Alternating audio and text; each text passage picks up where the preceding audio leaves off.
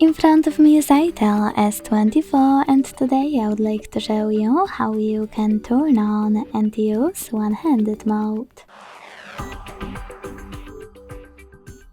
All you need to do is go into tab menu and look for one-handed shortcut. When you find it, click on it. As you can see, one-handed mode is on. To change placement of it, use this icon of one-handed mode located on the right or left side of your little screen. To go back to standard size, click on this X or use the same shortcut.